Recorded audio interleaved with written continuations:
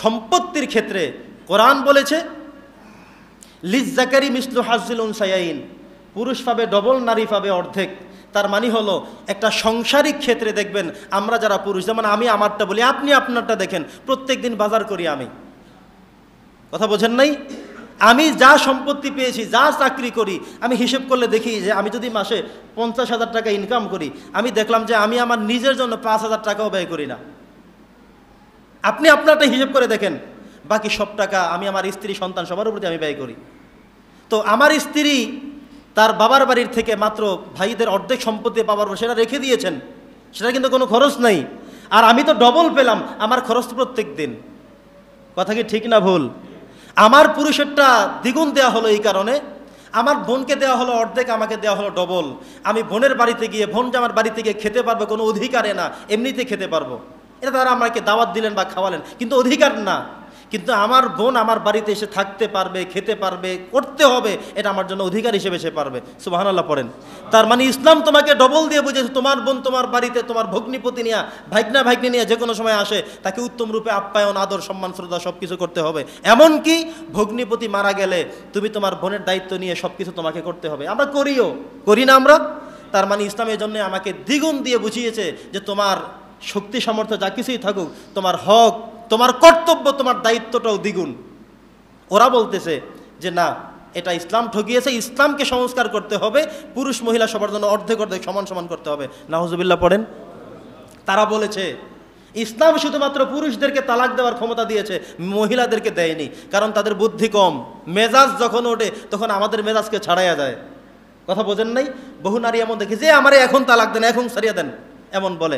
যদি ক্ষমতাটা তারও দেওয়া হয় তাহলে সংসারে একটাও টিকবে না। জিদ হইলেই তালাক আপনাকে দিয়েছে বলে, আমি তোমার তালাক তো সকালবেলায় দিয়ে চলে আসছি, তুমি আমারে ফোন দিছো কেন? তালাকের ক্ষমতা আল্লাহ শুধু পুরুষকে দিয়েছেন। কেন দিয়েছেন?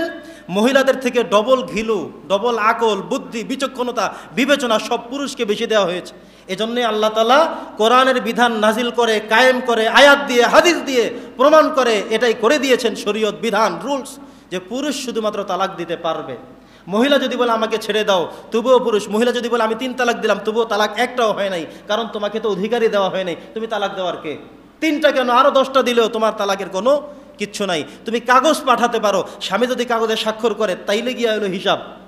কিন্তু স্বামী যদি না বলে, হ্যাঁ না বলে, স্বাক্ষর না দেয়, না মানে, না বলে 3 তালাকের কথা, তাহলে তো তালাকে হবে না।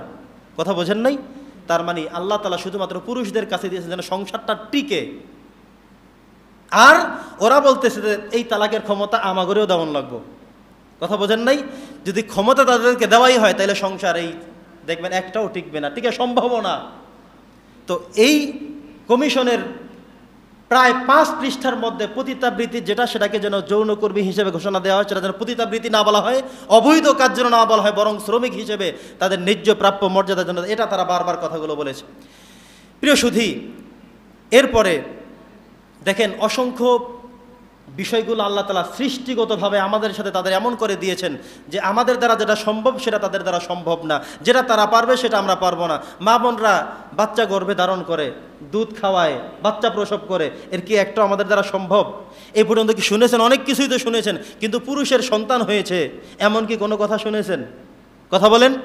পুরুষ মানুষ বাচ্চাকে বুক থেকে দুধ খাওয়িয়েছে, দুধ বের হয়েছে, এমন কি কথা শুনতে পেয়েছেন? মায়েরা যেগুলো পারে এগুলো কি কোনোটাই বাবারা করতে পারে না? কোনোটাই না। সৃষ্টিগতভাবে আল্লাহ দিয়েছেন। এখন তোমরা যে হক চাও, অধিকার চাও, আল্লাহ তাআলা অধিকার এটাই দিয়েছেন, একজন পুরুষ বাহিরের সব কিছু সামলাবে, আর একজন মা বোন ঘরের কতগুলো দায়িত্ব আছে। একজন পুরুষ মানুষের পাক করতে হবে, রান্না বাড়া করতে হবে, বাচ্চাদের দেখাশোনা করতে হবে, জামা কাপড় ধুইতে হবে, ঘর পরিষ্কার করতে হবে। এখানে বিশাল একটা সময়ের প্রয়োজন। এই জন্য মহিলা থাকবে ঘরে, পুরুষ থাকবে বাহিরে। পুরুষ বাহির থেকে ইনকাম করে আনবে, মহিলা তার সংসার ঘরকে গুছিয়ে রাখবে। কিন্তু আপনি যদি সমান অধিকার চেয়ে সবাই রাস্তায় নেমে যান, পাকটা করবে কে? বাচ্চাগুলো পালবে কে? কথা বোঝেন নাই?